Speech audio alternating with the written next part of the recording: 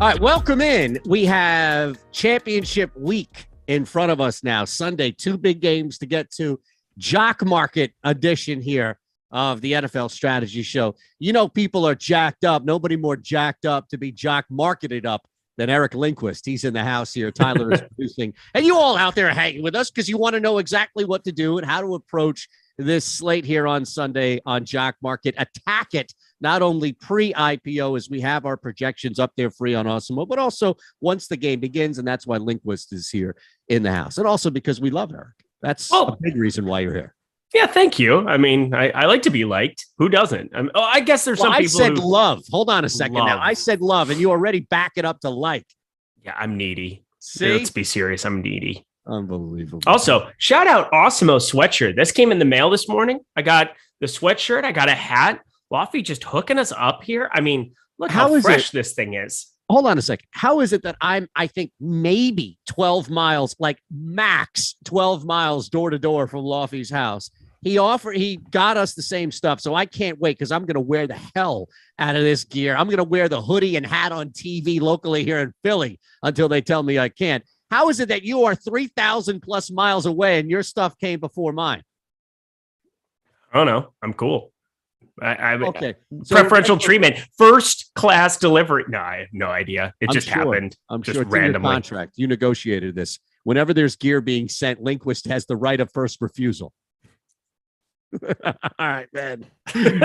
Before we dive into this and start to attack player by player, IPO, and some prices that you like with our own projections up there, you were 3 of 4 last week, not only here on Jock Market, you called it on my iHeart show in Philly. I'm sure everywhere, and anyone who was listening to you, you had all 4 dogs. You were close to being 4 for 4. Thankfully, my bank account evened it out on that last one that you were wrong in, but I got my ass kicked up and down. I should have listened to you. Do you see something similar this weekend? Let's look at how you look each games to play out. And then I think it's going to be easier for you to kind of plug and play where we can attack guys on Jock Market. I mean, I've been studying these for the last 3 days, and I don't really see an edge to betting it. I'm going to be steering clear of any kind of a betting. This is going to be a perfect Jock Market week. I think that really live in-game trading, being able to take advantage of maybe some cheap IPO prices on certain players relative to others. I mean, look at Gabriel Davis. That was a guy that I talked about on last week's show. That came to fruition. Again, Buffalo should have won that football game. I should have gone 4-0. But you know what's great is if you bet 4 money lines, you're getting plus money on everything. And I made bank this weekend. Almost hit a $38 to $100 ticket.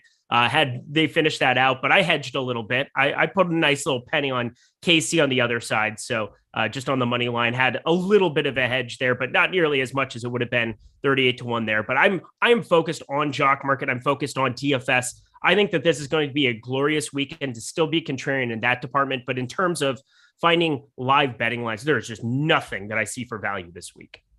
All right, so let's look at that. If we're not going to live bet, and we're just going to jump into this thing ahead of time, and again, live betting on Jock Market is a thing. It's not like any other site where things are shut down once the slate locks. There's no lock on Jock Market. It's do anything and everything you can. So if you buy a ton of Mahomes shares heading into the 2-minute warning and you see him throw for 350 yards, then congratulations to you. All right, so where do we begin here?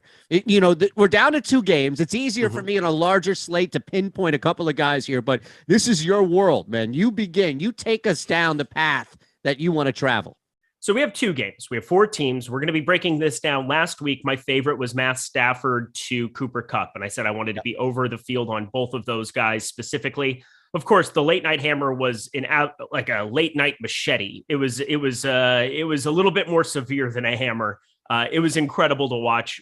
Fortunately, I was very high on Gabriel Davis, both for DFS and for Jock Market. I hope that worked out for everybody. He was your $25 winner. You were looking at a guy that was making you almost $20 on top of his going rate there. And I will say also, because these games all happen on the same day, I don't think that there's going to be a huge edge to kind of waiting and having that second day. I said we wanted to play through and let everything play out so you have more information. I don't think we're afforded that ability here this week. I think you really have to identify points of leverage and where you think the field's going to be.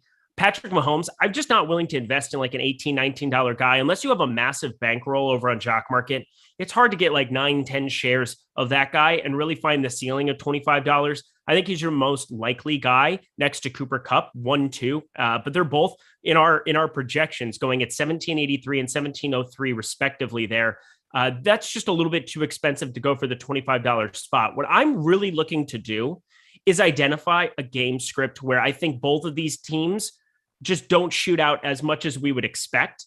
Okay. And I think because that first game has that 54.5 total we're looking at in KC and Cincinnati, and it's expected to be high scoring. What does it look like if that total goes under? What does that game script look like? And what does it look like also for this Rams-San Francisco game? I think that's really where I'm starting to look at guys like Eli Mitchell, who's at $10.04, where maybe that running game just gets going for San Francisco. They try to just, slow it down the way that they did against Dallas. That was my big proponent of why I like San Francisco in that game. They just completely shut them down there. I think that I'm in tune also with guys like Van Jefferson on the bottom end. They played them. So 83% of the time during the regular season, the Los Angeles Rams, I almost said St. Louis, that was messed up, but the Los Angeles Rams have played 11 personnel, which means that you're looking at 3 wide receivers on the field quite a bit, no 2 tight end sets the way that most teams do. But 83% of the time, that was the most in the league this season. You're going to see an explosion game for the likes of a Van Jefferson, the likes of Odell Beckham again, the way that we saw against Dallas. I think that there's some massive upside with those guys. I think Patrick Mahomes, Cooper Kupp, if they go nuts, so be it. There's not a huge ceiling on it. I'm going to target ceilings on Jock Market. All right. So I'm interested because I agree with you, especially the strategy that you implement if the first game goes under. I'm wholeheartedly in agreement too, without any resistance, that second game has a strong chance of going under. I'm on the under on that. The first game, though, I think there may be another pathway, and it's not super deep. It's not like I'm reinventing the wheel here, but if I'm looking at still there being some points in this game, or at the very least, maybe not points, but yardage in the air, passing yardage, both quarterbacks throwing. Maybe it's field goals, maybe it's a turnover, what have you. It doesn't always have to transfer into 55 plus points. But if Stafford and Mahomes are throwing the football, the easy answer here is to get to Jamar Chase and to get to Tyreek Hill. Travis Kelce and even Joe Mixon, I think, become like the second option on both teams where the ball is still moving that you can still target. So I think your plan is great, and I love it. It's sound as far as it's going to be an under, and what does that look like? But what does an over or close to an over look like if it's not dominated by Tyreek Hill and Jamar Chase? Because I would imagine Travis Kelce is going to be pretty involved in that, and even Joe Mixon to a lesser extent. Yeah, I think Travis Kelce, Tyreek Hill, I think that they're both guys that you just want to be really sensitive to price. And this is kind of what I'm getting at.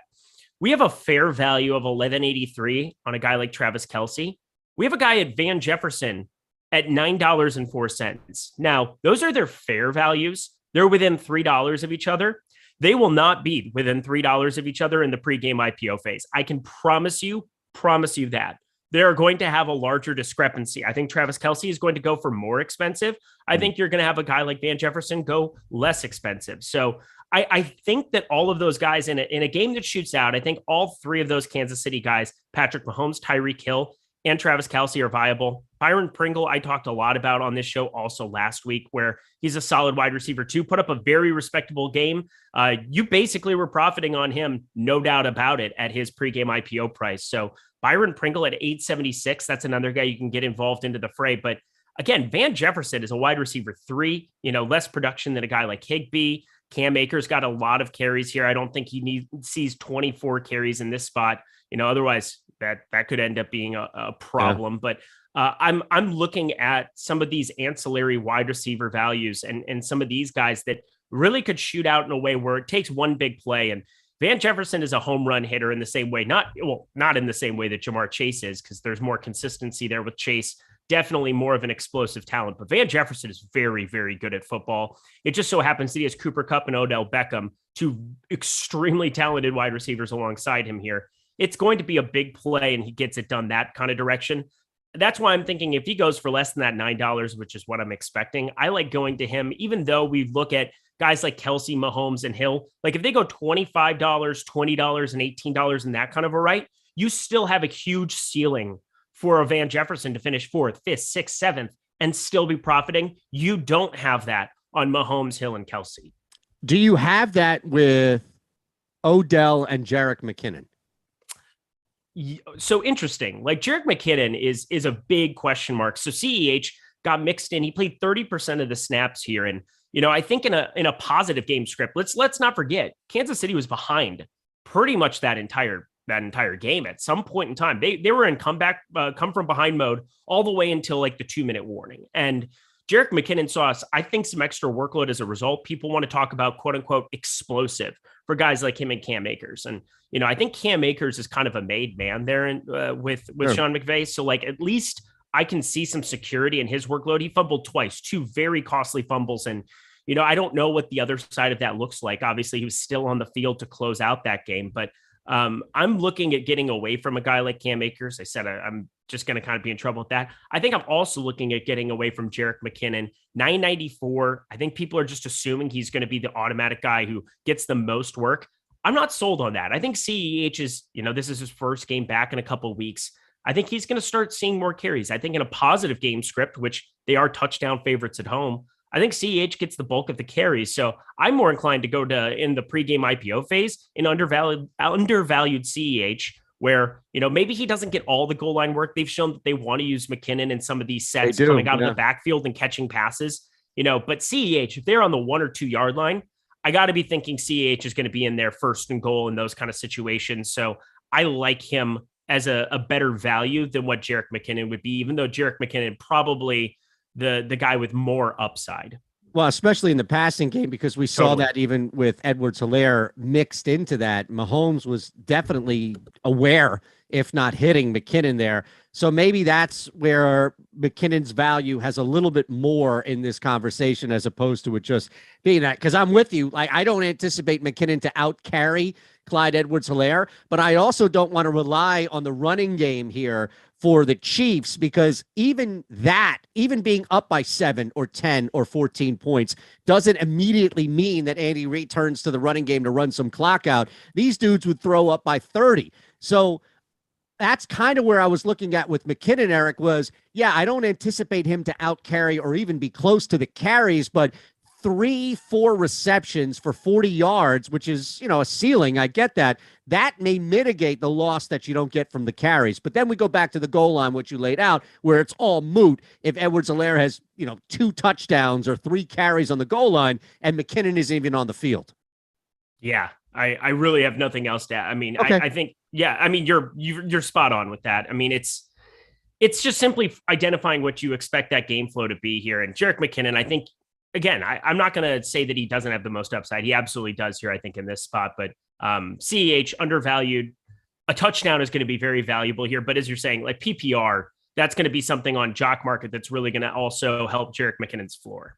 So Beckham is interesting here because we have 2 big scripts or game flows, if you will, where it can be Cooper Kupp just does whatever Cooper Kupp wants, and we've seen that throughout the year, or it can be the Cooper Kupp-less game where maybe San Fran is successful in slowing him down, shutting him down.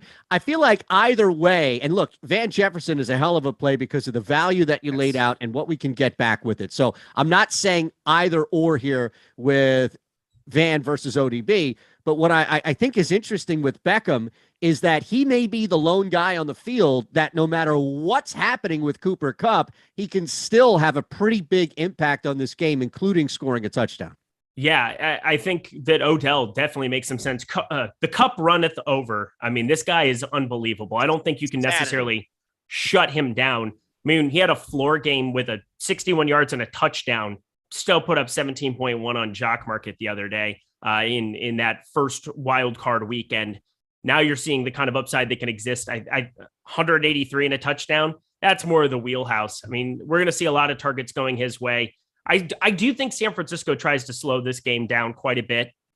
There's a 46 total. I think that's about appropriate. I don't know what Jimmy G's arm and shoulder look like, but it hasn't been good so far. I think he made some really good throws against Green Bay. I went back and watched that game here yesterday, just, because it's fun. Less analysis, more of just like, oh, I remember the time when I hit the San Francisco money line for plus 200. But I think that we are looking at Eli Mitchell, Deebo Samuel. So long as I think Deebo's practicing, that's a really, really good sign for them to be able to start him at running back and just call it a day there. In the event that becomes a negative game script, they should be moving him out to wide receiver and be set to go. But Odell Beckham, I'm with you. I think he really stands out as a fantastic option.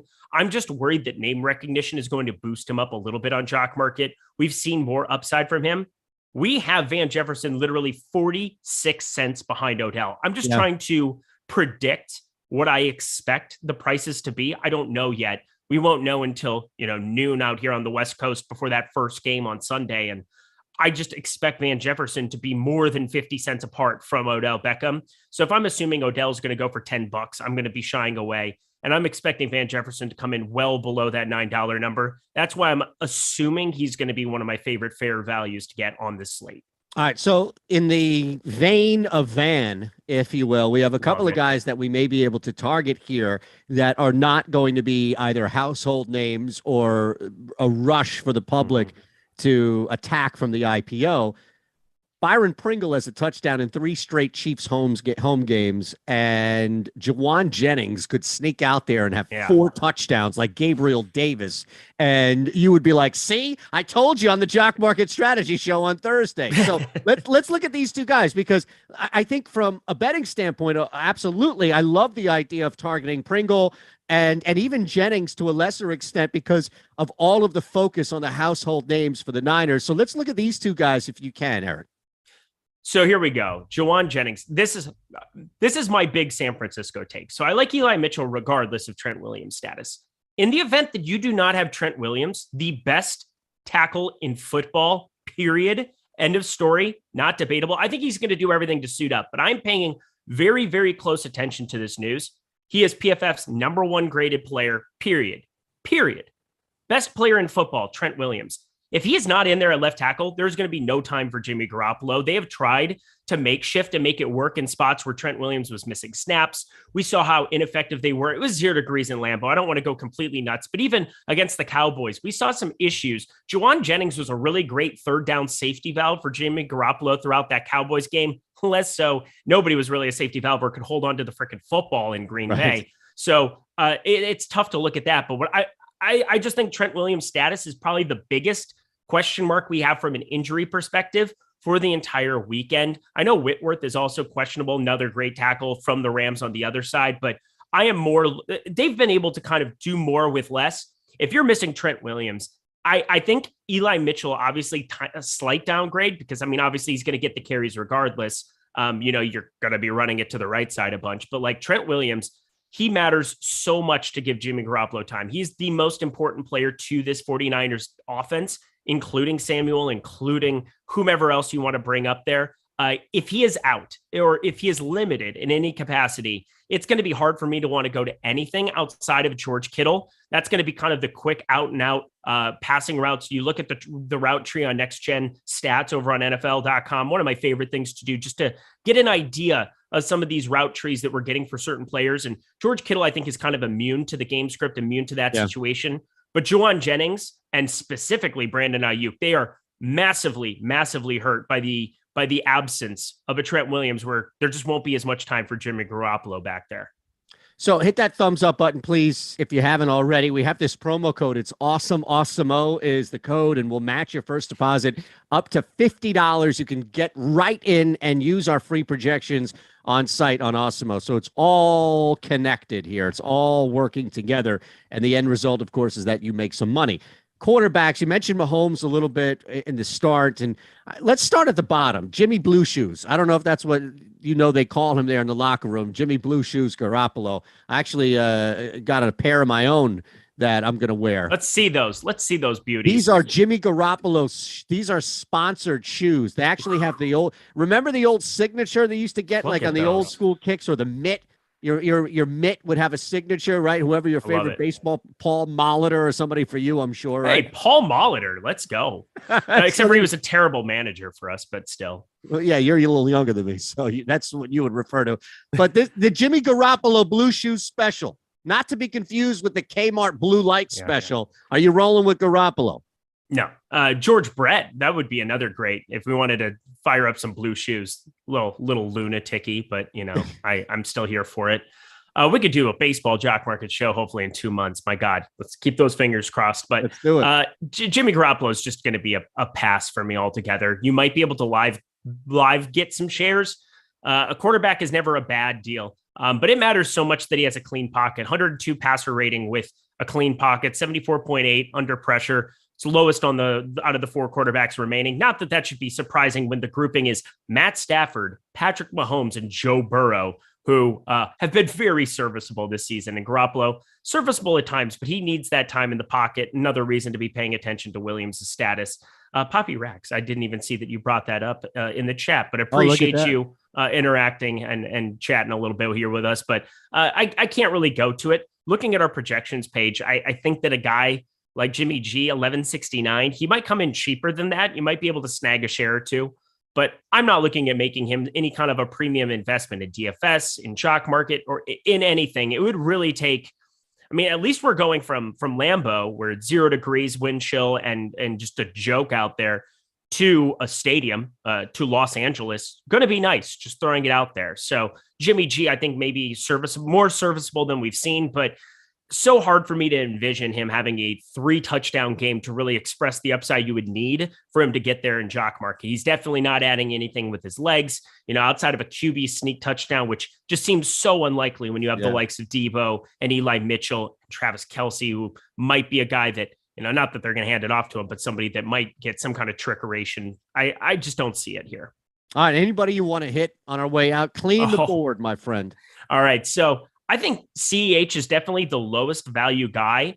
I think he's being very undervalued. And again, our projections have him at 767. Maybe he goes over that number. I don't know how the public's going to perceive him. If he's above like $8, I really have no interest. But below an $8 threshold, I do think that we're going to see more work for him, more than the 30% of snaps we saw. Again, they were playing from behind, and that's something to really keep in mind with these games. Game script. We're predicting, the Kansas City-Cincinnati game to really shoot out. We're expecting some lower scoring here from San Francisco and from LA, but I think that there's some value to be had with a guy like CEH where he just slows that game down a little bit. Byron Pringle, I still love him as a wide receiver too here from this. As Patrick Mahomes is his quarterback, and he's been underappreciated. He's definitely the third option, but being the third option on Kansas City is like being the top option on pretty much half the teams in the NFL. So I feel pretty good with him. And the last guy, maybe this is just a Van Jefferson show, but there's a big game coming for him sooner rather than later. I think it's here. If you made me pick 2 sides, I definitely feel comfortable taking Kansas City. I would probably just put the Kansas City and Rams money lines together, and you can maybe have that be your weekend play. But on jock market for this weekend, love Higbee into the mix. Van Jefferson, look for some of those cheaper values because I think there could be some upside aside from the big marquee names this weekend. Awesome stuff. Appreciate everybody hanging with us. Again, that promo code up there, use it, Awesemo, and we'll match your first deposit up to $50. We'll see what happens moving into the Super Bowl following this weekend. As always, make sure you thank Eric Lindquist either here or on Twitter. Thanks to Tyler, either here, Twitter, the chat, where have you, and enjoy the rest of your week.